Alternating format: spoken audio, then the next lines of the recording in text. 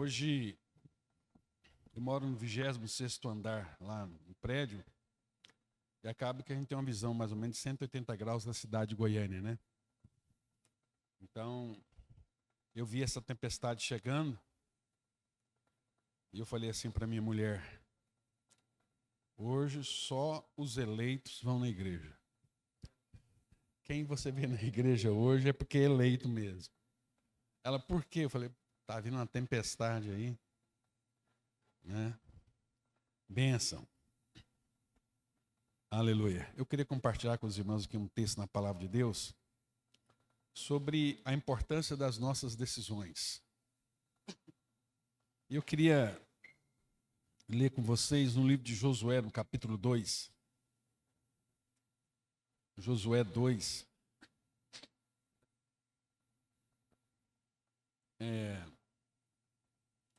Lembrando aqui, Moisés morreu, Josué ficou com a responsabilidade de introduzir a nação de Israel na terra prometida, e Josué manda 2 espias, 2 observadores à terra de Jericó. É a primeira cidade a ser conquistada, Jericó. E lá é engraçado que eles se hospedam na casa de uma prostituta. Capítulo 2, versículo 1 diz assim, eu vou ler na NAA, Guilherme. Na ARA, né? Almeida Revista Atualizada. Na ARA, está na NVI, Revista Atualizada. Isso. Diz assim: de Sitim enviou Josué, filho de Num, 2 homens secretamente como espias, dizendo: andai e observai a terra de Jericó. Muitos estudiosos falam que eles não eram espiões, né? Que essa tradução não está correta. E eles foram lá, não é para trabalhar como espionagem, mas para contar para o povo, né, como que é a terra, ser um observador, né, porque talvez esse nome espia é um nome muito forte, né? Mas não importa. Importa que eles foram lá mesmo. E Josué fala para eles: andai e observai a terra de Jericó. Foram, pois, e entraram na casa de uma mulher prostituta, cujo nome era Raabe, e pousaram ali. Aí fica a pergunta, né, irmãos, por quê? Por que que eles, falando assim num português mais claro, né? Por que que eles foram se hospedar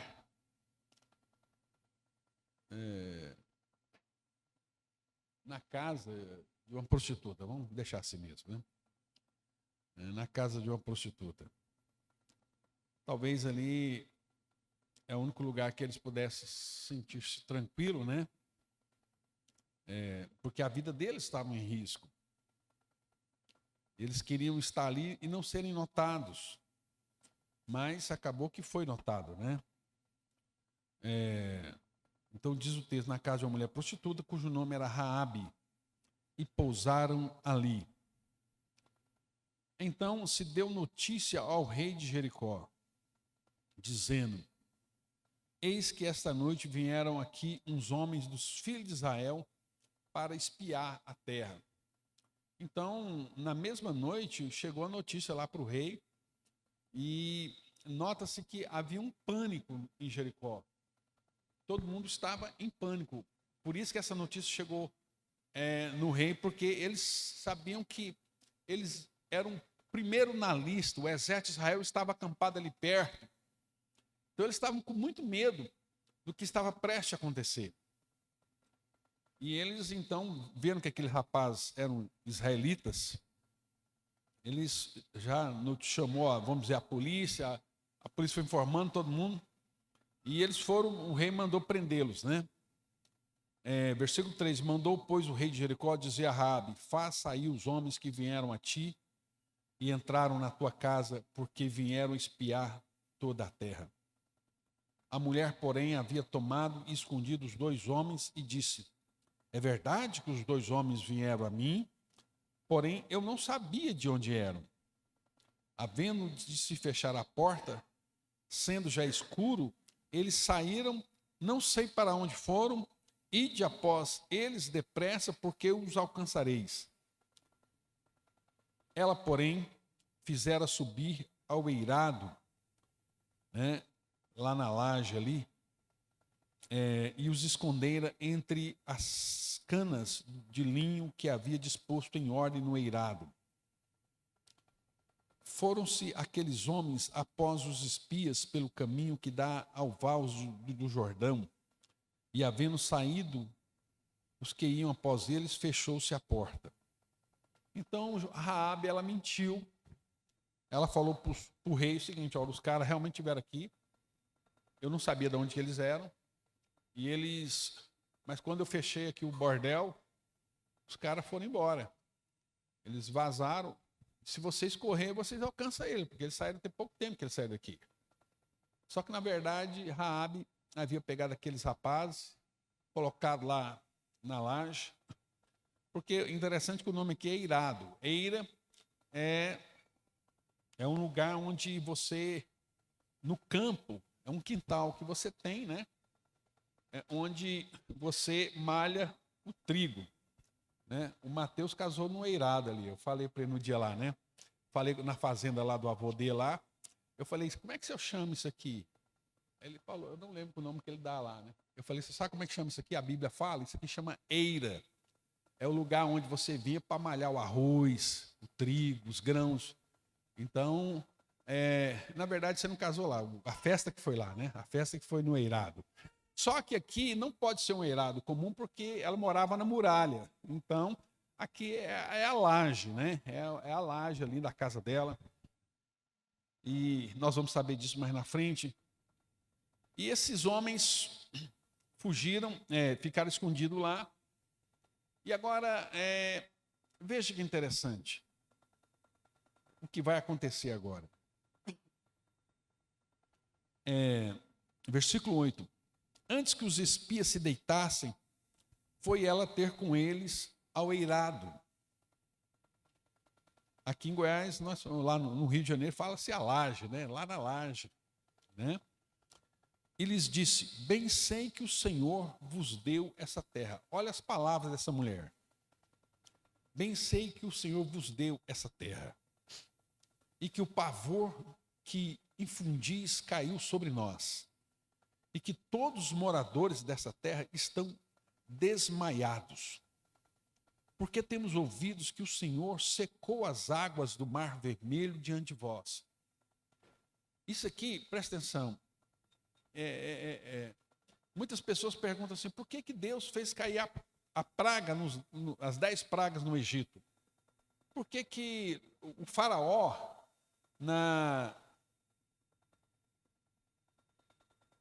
logo na primeira praga, o faraó quis libertar o povo, falou, sumam daqui, vão embora. Ele tinha disposto a mandar aquele povo embora. Mas você vai ler na Bíblia, e a Bíblia fala assim, porém Deus endureceu o coração de Faraó para não deixar o povo ir. Olha só, isso aqui é interessante. Faraó queria deixar, lá no fundo do coração dele, ele queria mandar aquele povo embora, aquele povo sumir do Egito. Mas Deus não deixou. E isso aqui é um debate teológico muito interessante, né? E por que Deus não deixou? Porque Deus queria ferir o Egito com 10 pragas. Por que Deus queria ferir o Egito com 10 pragas? Há 2 motivos para isso. Primeiro, porque cada uma daquelas pragas atacava um deus, uma divindade egípcia. O Egito era o símbolo da nação, era a nação semita. Seria para nós mais ou menos os Estados Unidos hoje, né?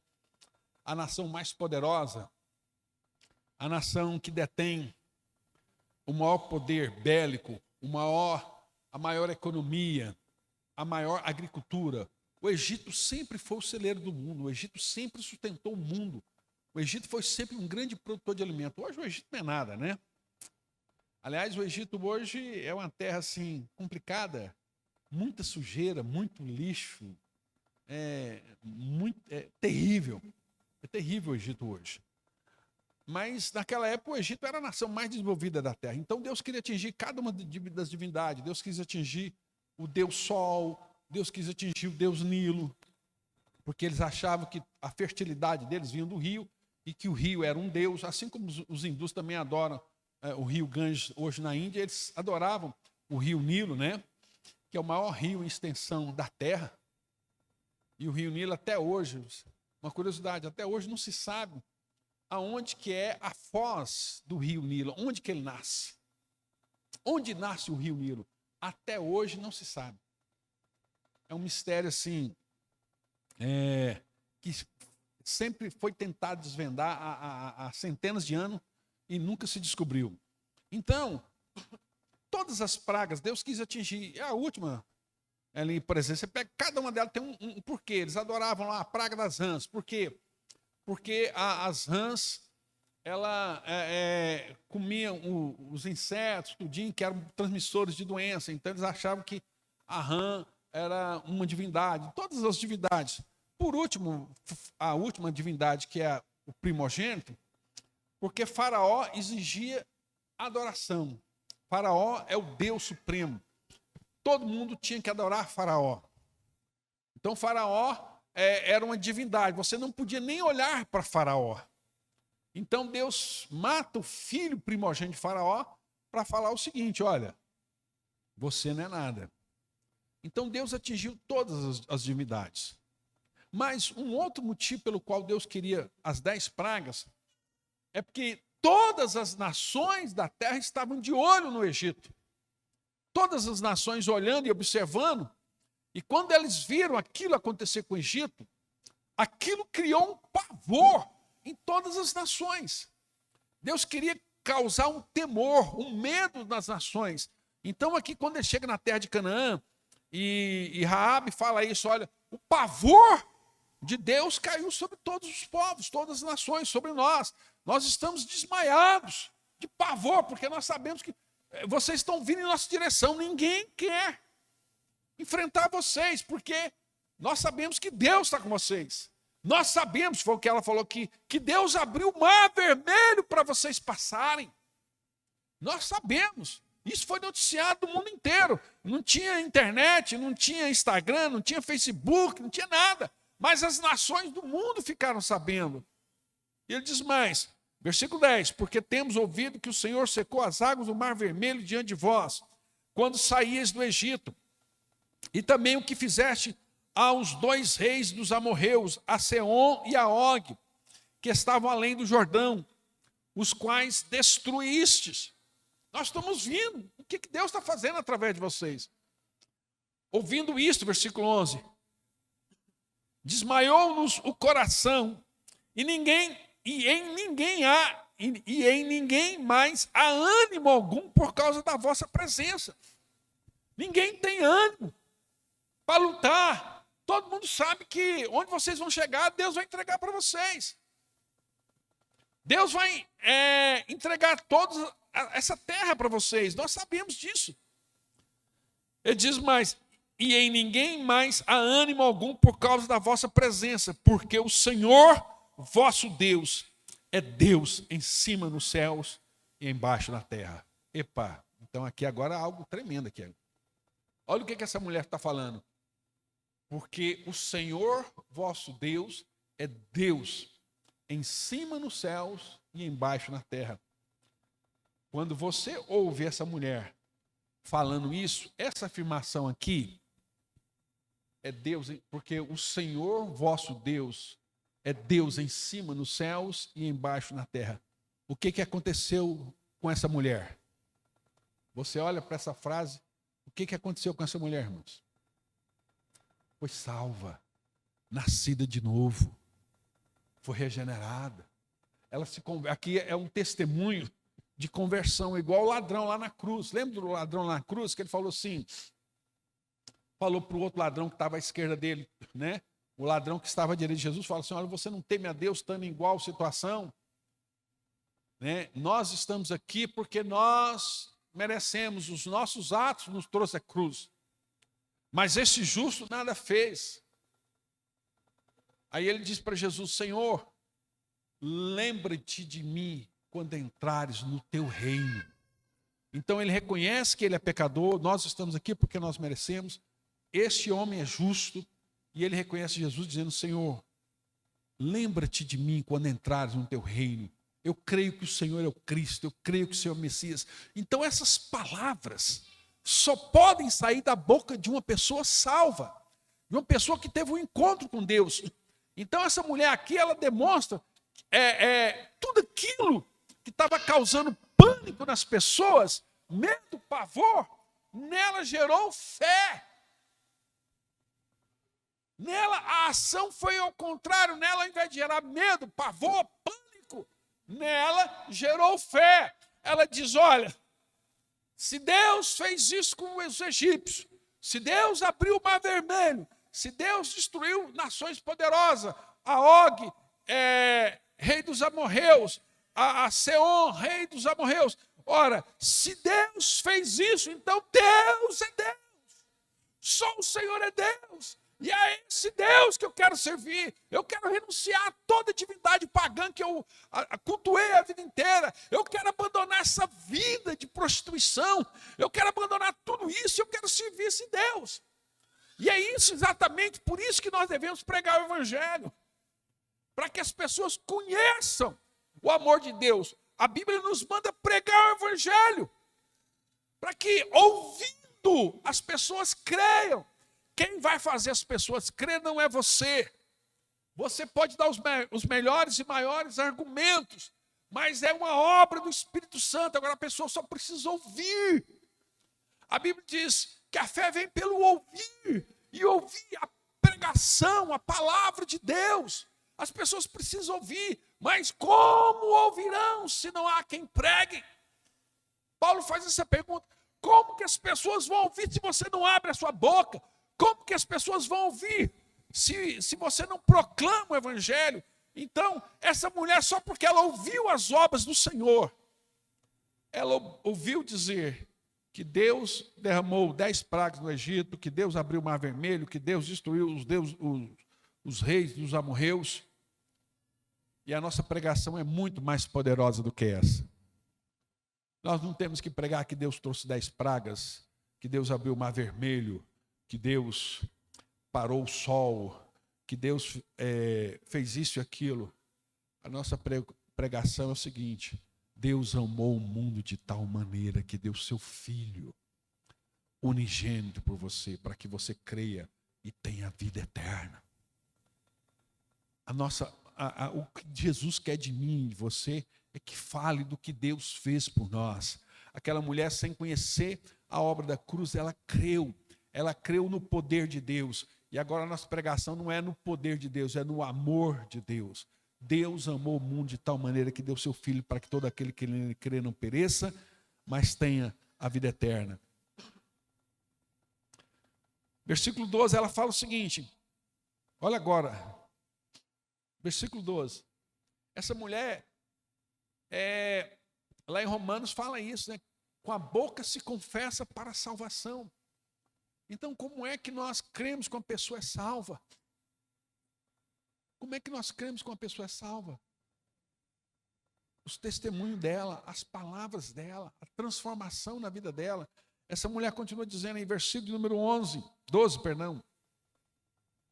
Agora, pois, jurai-me, vos peço, pelo Senhor, que assim como usei de misericórdia para convosco, também usareis para com a casa de meu pai, e me dareis um sinal certo, de que conservareis a vida a meu pai e a minha mãe, como também a meus irmãos e minhas irmãs, com tudo que tem, e de que livrareis a nossa vida da morte. Presta atenção.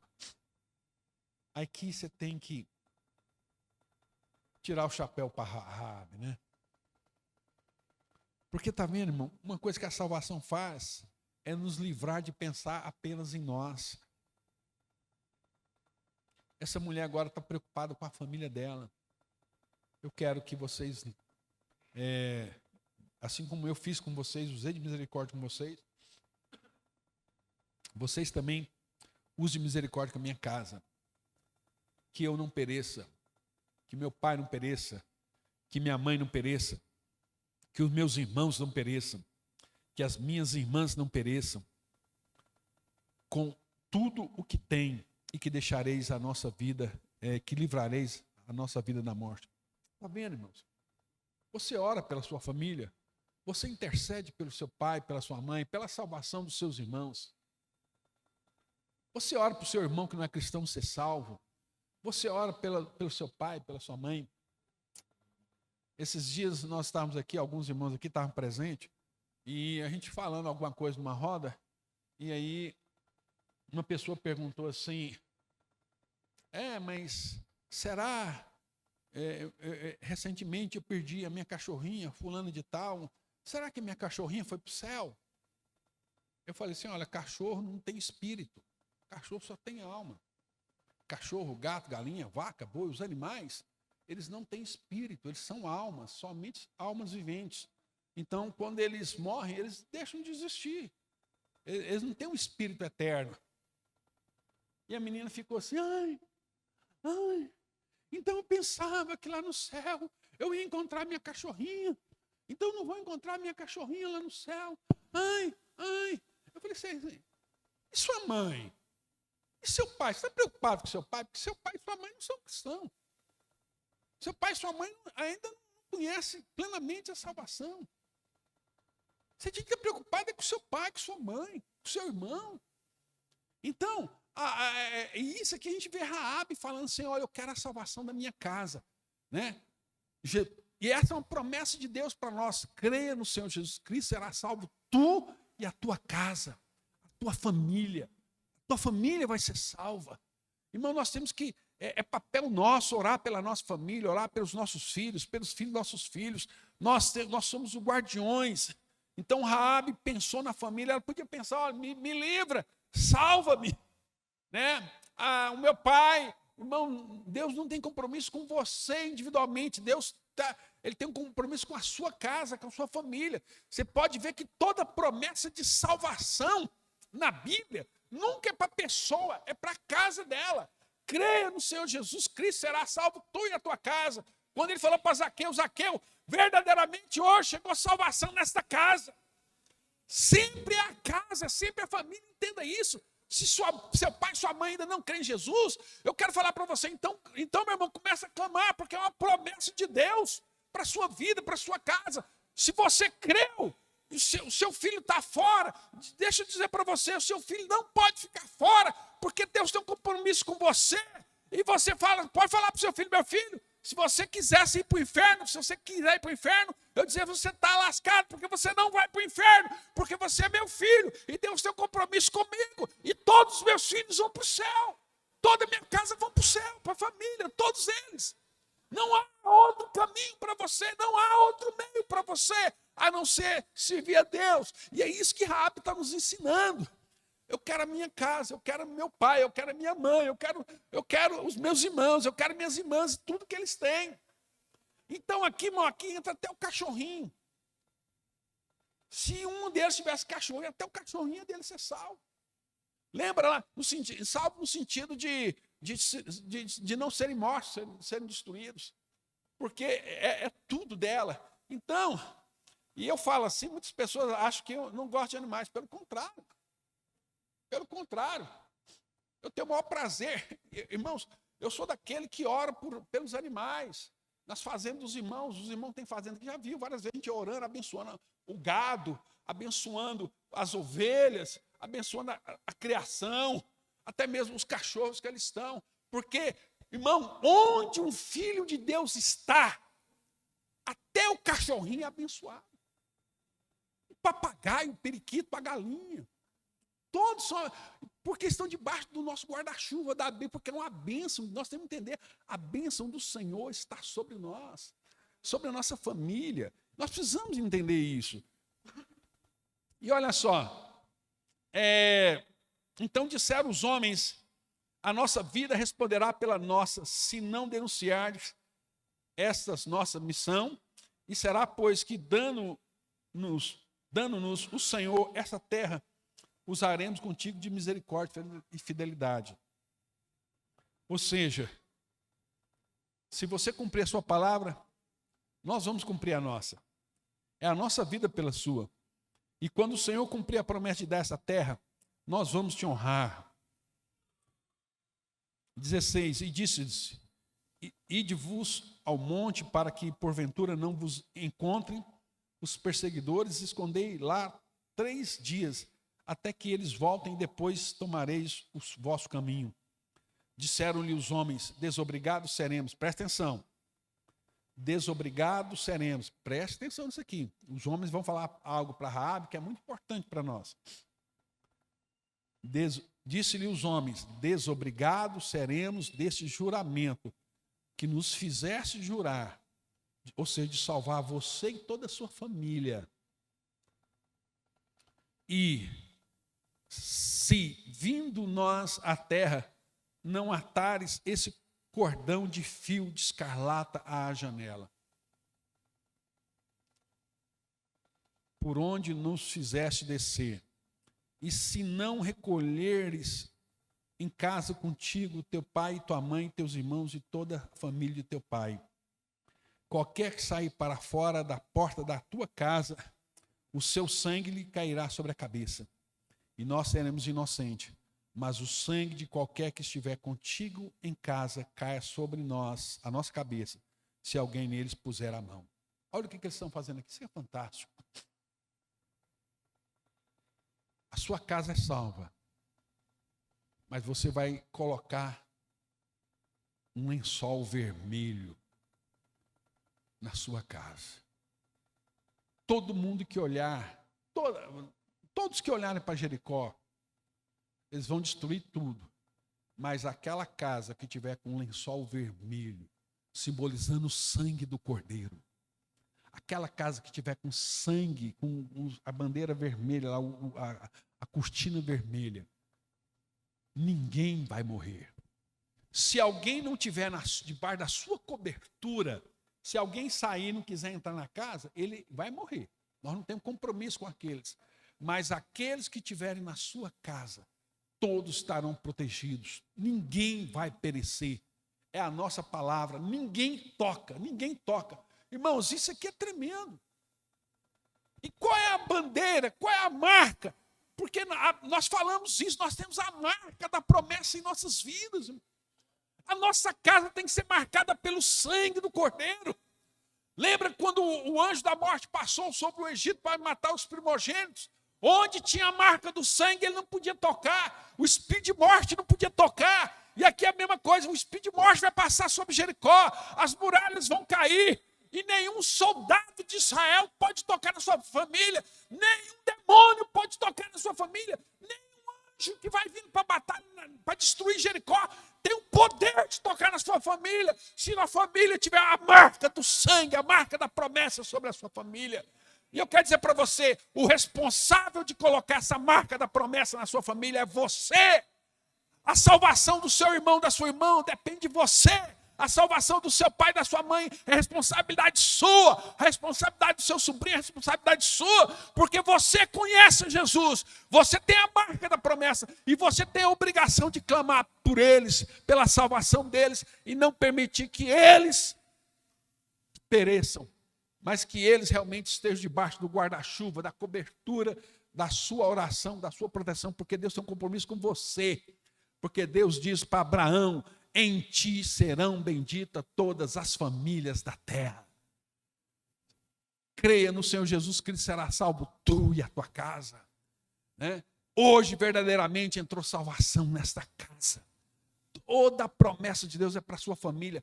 Não, tem pai que fala assim, não, eu criei, meu filho, mas se você não crê, você vai para o inferno. Olha, papai vai para o céu e você vai para o inferno. Não, irmão, não fala isso para o seu filho, isso é pecado. Isso é negligência. Né? Não, meu filho, você é salvo, você tem a marca da promessa, você é filho de Deus, você é eleito do Senhor. Sabe por quê? Mas como? Porque o papai tem um compromisso com Deus, o papai conheceu Deus e Deus falou para mim que a minha casa, que a minha família, né? Você vê lá, em todos os casos na Bíblia foram as famílias, Deus tem um compromisso com a família, mas você precisa assumir o papel como Raabe assumiu o papel de abençoar a sua família. É papel seu também abençoar a sua família precisa ser salva, e a responsabilidade é sua,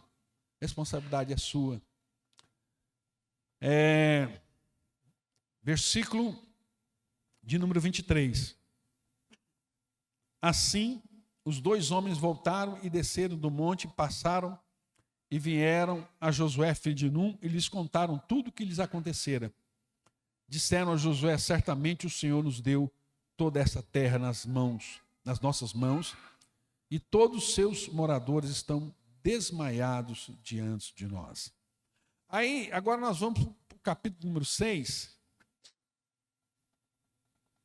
e vamos ver o cumprimento dessa promessa, né? Capítulo 6, versículo de número 16. 6,16. Diz assim: e sucedeu que, na 7ª vez, quando os sacerdotes tocavam trombetas, disse Josué ao povo: gritai, porque o Senhor vos entregou a cidade. Porém a cidade será condenada, e tudo quanto nela houver, somente viverá a Raabe, a prostituta, e todos os que estiverem com ela em casa, porquanto escondeu os mensageiros que enviamos. Sabe o que Deus falou para Raabe? E Deus falou também lá na Páscoa para os moradores de Israel: quem você quiser salvar, leva para sua casa. E a Bíblia fala que muitos estrangeiros foram salvos. Muitos estrangeiros foram salvos lá da morte dos primogênitos, porque se abrigaram na casa dos israelitas. Foram para a casa dos israelitas, a casa estava marcada com sangue, e muitos estrangeiros, que era chamado na Bíblia populacho, né? Eram os estrangeiros, muitos foram salvos, porque entraram na casa dos israelitas. Irmão, todo aquele que entrar debaixo da tua bênção, então não é só a sua família, nas suas mãos tem a responsabilidade de salvar também os seus amigos, seus vizinhos. Você pode levá-los, eles podem conhecer o evangelho através de você. Versículo 18. Então somente guardai-vos das coisas condenadas, para que, tendo-as vós condenado, não a tomeis, assim torneis maldito o arraial de Israel e os confundais. Porém toda a prata, todo ouro, todo utensílio, bronze e ferro, consagrado ao Senhor, irão para o seu tesouro. Gritou, pois, o povo, os sacerdotes tocaram a trombeta, tendo ouvido o povo o sonido da trombeta, e levantando grandes gritos, ruíram as muralhas, e o povo subiu à cidade, cada qual em frente de si, e a tomaram. Tudo, presta atenção, tudo quanto na cidade havia, destruíram totalmente ao fio da espada, tanto homens, mulheres, tanto meninos como velhos, também bois, ovelhas e jumentos. Morreu tudo. Então disse Josué aos 2 homens que espiaram a terra: entrai na casa da mulher prostituta e tirai-a de lá, com tudo quanto tiver, como lhe juraste. Então entraram, presta atenção, então entraram os jovens, os espias, e tiraram, presta atenção, e tiraram Raabe, e seu pai, e sua mãe, e seus irmãos, e tudo quanto tinham. Tiraram também toda a sua parentela. Levou sobrinho, levou primo, levou a parentela, né? Porque família é pai, mãe, irmãos. Ele falou: quem você colocar na sua casa vai ser salvo. Ela chamou primo, tia, avô, chamou todo mundo.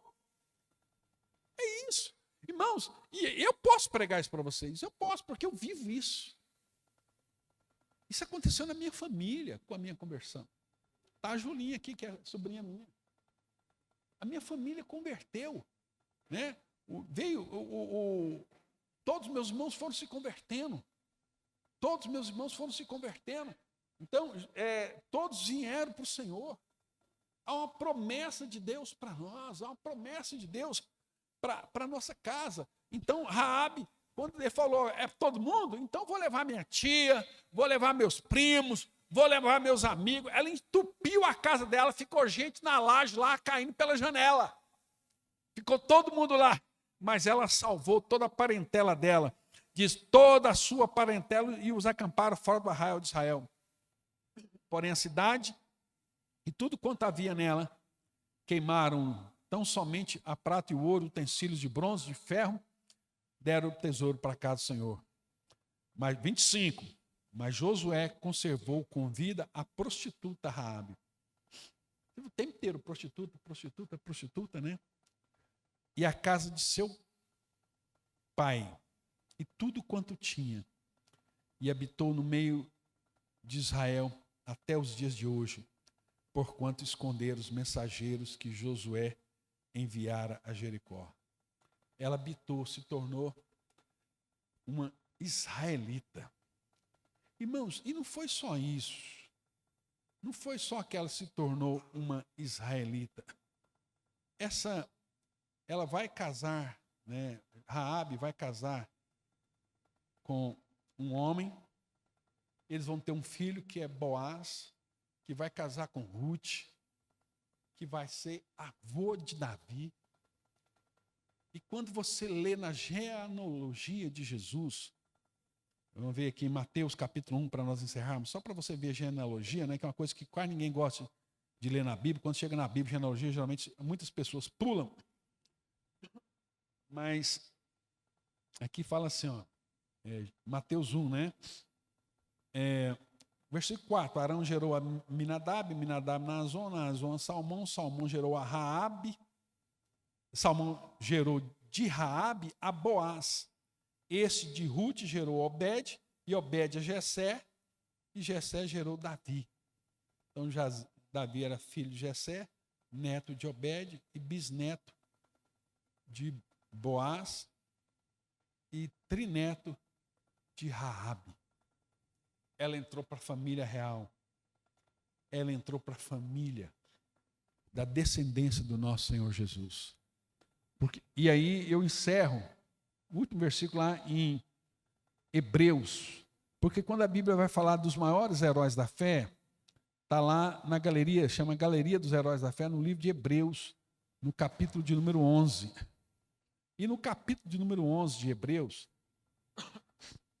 a Bíblia diz assim, versículo de número 31.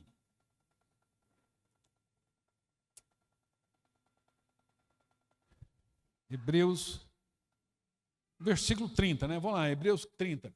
Pela fé, ruíram as muralhas de Jericó, depois de rodeada por 7 dias.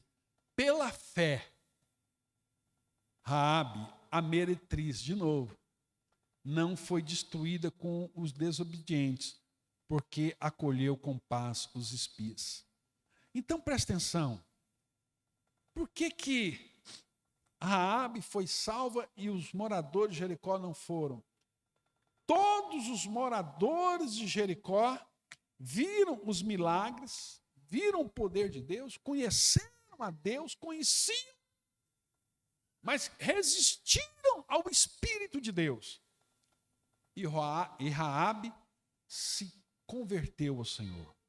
Então aquelas pessoas morreram e foram para o inferno, né? Não é porque eles pecaram. O inferno, eu sempre falo para os irmãos, o inferno não é um lugar de quem peca, é um lugar de quem não se arrepende. Aquelas pessoas não se arrependeram. Apesar de tudo que aconteceu, elas não se arrependeram, e Raabe se arrependeu. Então, quem é que estão no inferno? As pessoas que nunca saíram de lá.